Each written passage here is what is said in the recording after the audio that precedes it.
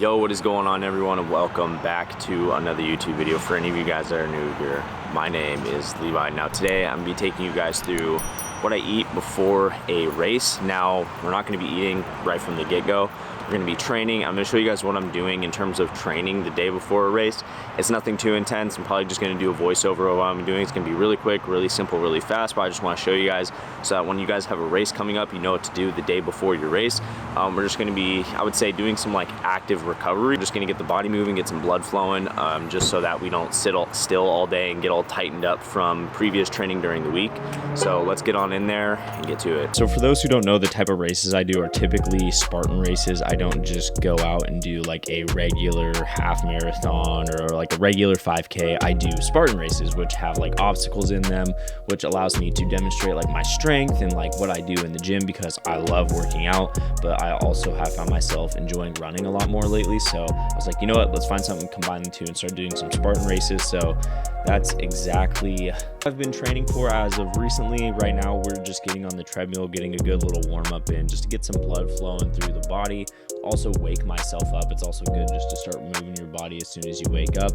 After we go on the treadmill for about 5 minutes, I'm going to go do some push-ups to start off with. No reason for this, honestly. Like I said, we're just trying to get some blood flowing through the muscle, but I do know the following day I'm going to be using my hands a lot more. So a lot of the workouts that you see will mostly be like body weight workouts and using my hands. Probably the next workout we're going into is going to be some pull-ups. Now, as of recently, I've been incorporating a lot more pull-ups into my workout routine, just for mostly, well, obviously it's a great back workout, but for grip strength for these runs, because during these runs, there's obstacles that you have to go on that have, like, I would say, some tough grip situations. So for example, one of the bars might be kind of slippery, but if your grip is like a little stronger, it helps you that much more. So pull-ups have been helping me a lot in terms of getting my grip strength down. That's one thing that people always say about Spartan races, is that if you have good grip strength, you'll be good to go. So I've been practicing that a lot more. We'll see how it helps me tomorrow in tomorrow's race. And the next thing that we're going to be doing is some squats. Now, the only reason that we're doing this is just to get the legs warm, get them like just activated, get blood flowing through them a little more. No reason in particular. I've also kind of been staying away from squats in my regular training just because of my running. And if you guys don't know this already, my hips are already kind of bad. So that's why we're doing that. And we're also going to finish off with some abs today. I'm not going to record that. Doing some stretching as well, just so that, like I said, we don't get all tight or stay tight throughout the whole day. So yeah, just going through a couple lower body stretches, and we're also going to be using the foam roller just a little bit, just get any tightness out of the muscle. My IT bands are usually super tight, so definitely going to be rolling those out. But yeah, that was my training as of today, and let's get on with the video. We just finished up the workout. We just did some recovery and whatnot. By the way, I'm going to be adding like my recovery routine onto my app here soon. If you guys don't know, I do have an app.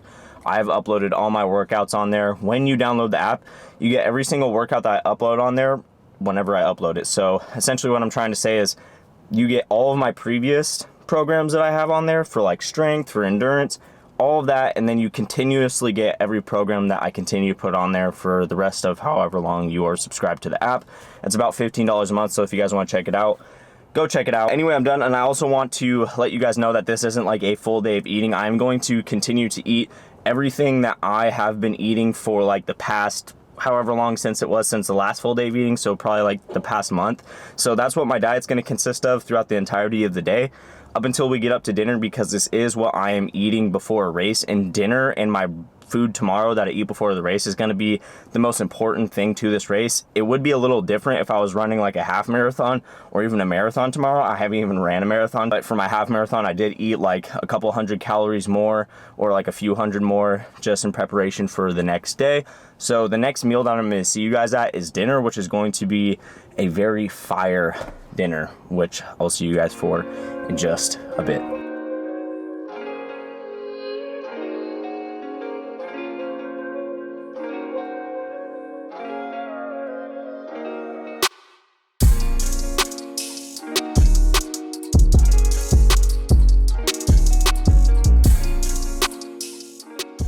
kind of weird to start like a full day of eating. We'll officially start it like with dinner because we always start with breakfast.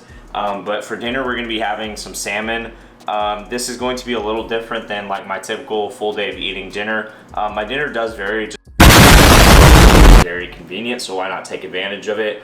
But I do really enjoy salmon. This is salmon that is wild caught from Alaska. I caught it myself. This is part of a 40-pound salmon. You can see how thick that is. And there we go. Okay, so ew. What did I do? You didn't wash your hands. We'll get to that. Gosh, you threw me off. Anyway, so what we're gonna do is we're going to baste the salmon, or I don't know, like brush it with some butter. This is literally called online the best freaking salmon recipe. So we'll be the judge of that. It has a 5-star rating, and it's like the most simple thing ever. It only takes like 5 minutes of prep time. So yeah, you're gonna get some king salmon. We're just brushing the salmon lightly. Come get a close up of this. Brush it lightly with some butter. Oh yeah, look at that. All of that butter on there. And by the way, a lot of people, I don't know if people have made it this far in the video or have seen my other videos. I don't have a problem, honestly, with using butter. I don't think it's any less healthy than olive oil, just based on the studies out there on seed oils recently. If you guys don't know anything about that, go do your research. So what we're gonna use for seasonings is we're gonna be using some salt. We're gonna be also using some pepper, some smoked paprika, and some garlic powder, all right? We're just gonna base it off with some salt first. This is it. Come check it out. Come check it out. Let you guys get a look at it, see what it's supposed to look like. I'm not too sure if that's actually what it's supposed to look like. Just guessing. What we're gonna do, we set the oven to 415 degrees, about 20-ish minutes, maybe a little less than that per inch of salmon that you have. You need to cook it about 16 to 17 minutes. We already got some, wrong one. We already got some sweet potatoes in here, just chilling. That was super hot. They're gonna be done in about 10 minutes. We're gonna put this in, like I said, for around 20 minutes. Wait for that thing to be done. We got dinner on the plate, obviously. I don't know how the salmon is gonna be. I'm gonna give you guys a taste test real quick. I haven't tried it yet. There's some bones left in this thing. Choke and die on camera. That would be like one way to go out. Choke on salmon bones, that's your death. Pretty good. It's definitely not the best salmon recipe. I don't know who came up with that name, but the reason that we're having salmon in a sweet potato, a whole sweet potato before the race tomorrow, is because I want something that's high and dense in calories that's gonna last over until tomorrow morning for my race. I want something that is going to sit in my stomach for a long time and provide me the nutrients that are gonna be needed most likely for tomorrow's race. Good to have slow burning fuel before a big event, as long as it's like, you know, time, like you have a good amount of time beforehand. Like obviously I wouldn't, if I ate this an hour before the race, I'd probably throw up on the course or get really bad stomach cramps. But the total calories and macros for this meal are being, hold on, I'll give you some in just a second. I have a total of 740 calories consisting of 50 grams of protein, 104 grams of carbohydrates, and 13 grams of fat. I'm pretty sure the fat's a little more, so this is probably off by probably like 20 or 30 calories. But it's almost a 1,000 calorie dinner, and this is pretty good. After we eat this, we're gonna go upstairs, we're gonna do some recovery stuff before the race tomorrow, which I'll show you guys, and then tomorrow morning, I haven't decided on what I'm gonna eat for breakfast yet. I might stick to my original breakfast, or I might change it up. I might have some morning oats, we'll see, but I'll see you guys in a minute for some recovery. Into this pug. Sit. Paw. Paw. Give me paw. All right, good. There you go.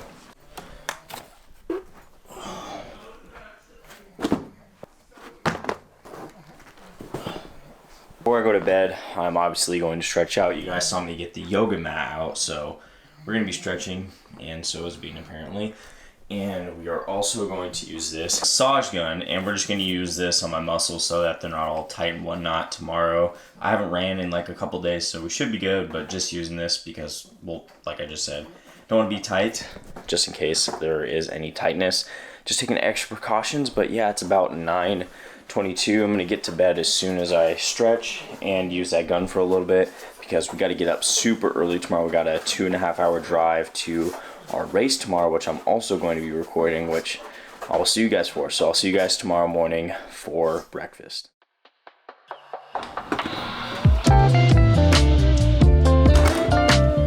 Good morning everyone and welcome to breakfast. We got some overnight oats that I made right here. All it is like a half scoop of old-fashioned oats, some peanut butter, some honey. We tossed in some chia seeds. I don't know what chia seeds do. I just thought it would look aesthetic, but this literally just looks like someone tossed in a bunch of random crab, literally. And then we also put in some protein powder by Transparent Labs, Co-Levi, for 10% off to have the oats absorb. So we got that, and then we also got the 2 pieces of cantaloupe right here. We're having this about 3 hours out from the race. We're having some slow digesting food for this far out just because we want that slow burning energy food for the race, just so that when we go into the race, we are going to be having some food like an hour before the race, but it's going to be fast digesting, but we want that slow digesting energy so that when we're running the race, we don't risk getting super hungry at all, and we also have energy for this race, or fuel for this race. Rory's going to be here in about 15 minutes, so I'm going to hurry up and eat this. The total calories and macros will be on the screen for you guys, and I'll see you guys for our our super pre food for the race. So we're about an hour out from the race, a little more than that, and we are going to have our last meal before the race. We're going to be having this Power Crunch bar, and we're also going to be having this apple right here. It's about, let me see, I think it's 320 calories. Yes, 320 calories, consisting of 14 grams of protein, 36 grams of carbohydrates, and 13 grams of fat. The reason that I chose this bar in particular isn't because it was the best bar there. There was plenty of other bars that are better there, but I know how my stomach digests these bars. It digests them relatively fast, but it also has a decent amount of fat, which is going to be like a little bit of longer term energy for the race. I don't need like super heavy, dense protein bar like the Metrics bars. I probably wouldn't have picked one of those up because that probably would have screwed my stomach over. I needed something that was easy to digest, but something I was going to decently stick in my stomach long enough. And then an apple.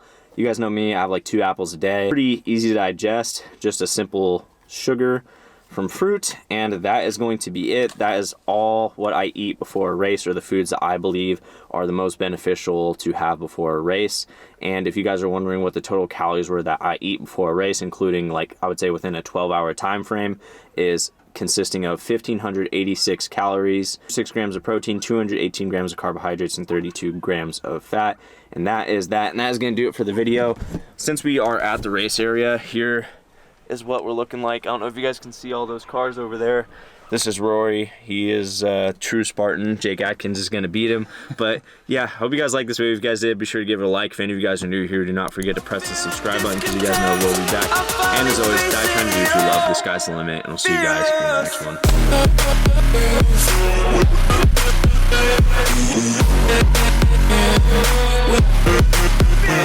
one.